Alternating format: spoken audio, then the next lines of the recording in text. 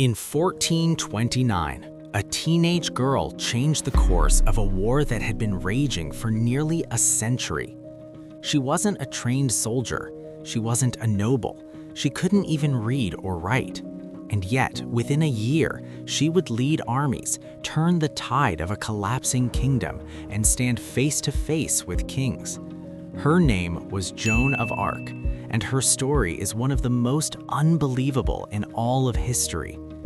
Welcome to Untaught History TV. Today, we're diving into the life of Joan of Arc, not just the legend you've heard, but the real story, how a teenage peasant girl rose to command armies, shocked an entire nation, and met a tragic end that still sparks debate today. To understand Joan, you have to understand the world she was born into. The early 1400s were a brutal time in France.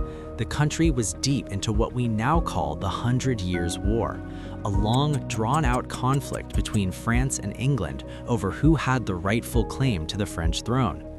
By the time Joan was born, around 1412, France was losing badly. Large parts of the country were under English control. The French king had died, and his son, Charles, wasn't even crowned yet. Many people didn't believe he should be king at all. Paris was controlled by enemies, the French army was weak, morale was collapsing.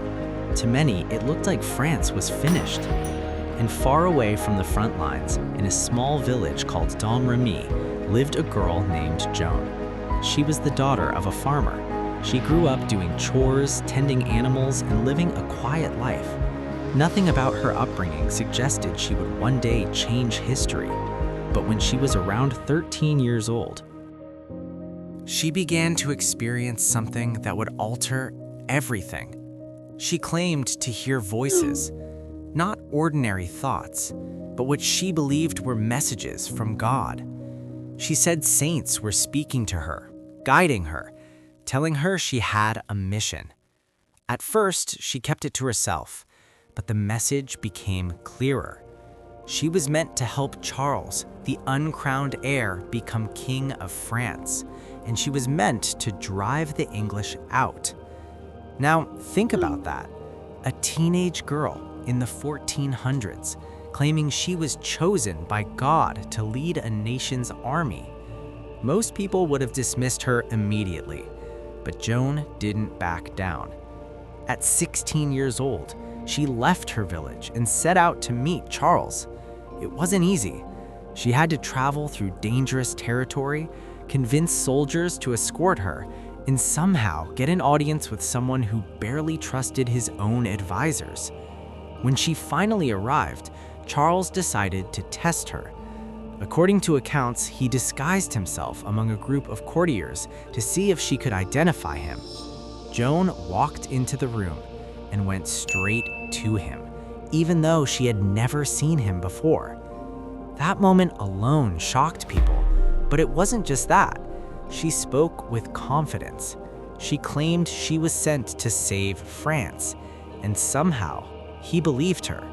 Or at least he was desperate enough to take the chance, because at that moment, France needed something, anything, hope, and Joan gave them that.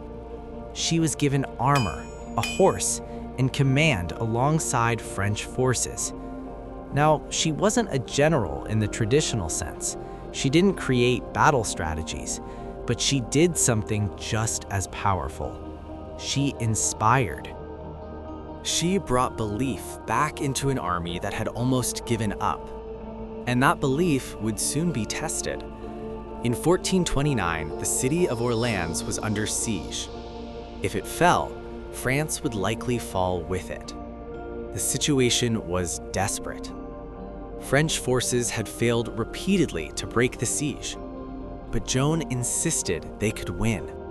She joined the army heading to Orleans, and when she arrived, everything changed. She was visible. She carried a banner into battle instead of a weapon. She stood at the front, not hiding behind the lines. And her presence alone seemed to shift the momentum. Over the course of several days, the French launched aggressive attacks on English positions. Joan was even wounded by an arrow, but she returned to the battlefield, and eventually, against all expectations, the siege was broken. Orleans was saved. For the first time in years, France had a major victory, and suddenly, Joan of Arc became more than a girl with a message. She became a symbol. Momentum began to shift. Victories followed, and Joan pushed for one thing above all else. Charles needed to be crowned king, because without a coronation, his claim would always be questioned. So, the army marched to Reims, a city deep in enemy-controlled territory. It was risky, but they went anyway.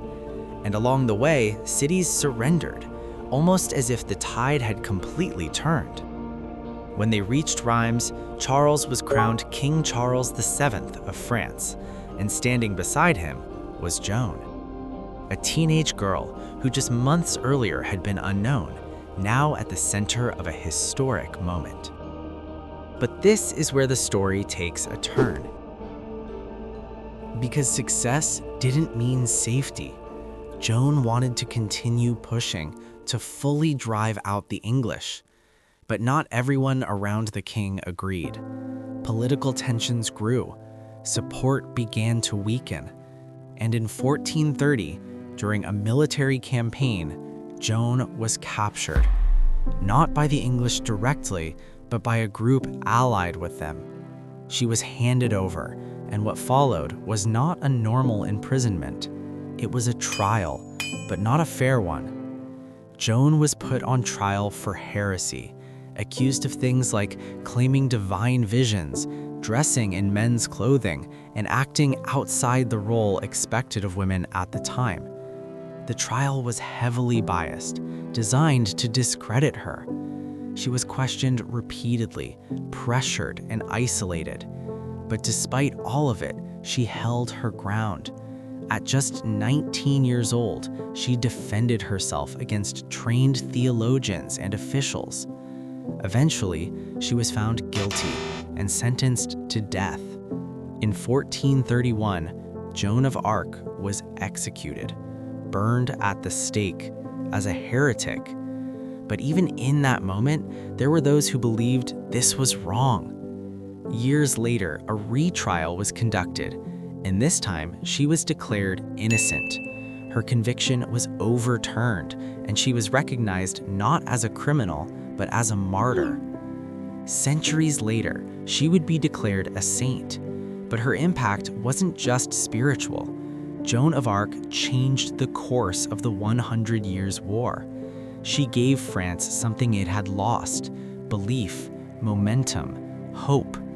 And even though she didn't live to see the final outcome, France would go on to win the war. And her role in that turning point is undeniable. What makes her story so powerful isn't just what she did, it's who she was. A teenage girl with no formal education, no military training, no power. And yet, she stood in front of kings, led armies, and altered history, all because she believed she was meant to. And whether you see her story as faith, destiny, or something else entirely, there's no denying this. Joan of Arc is one of the most extraordinary figures to ever live. If you want more stories like this, the ones you weren't taught, subscribe to Untaught History TV.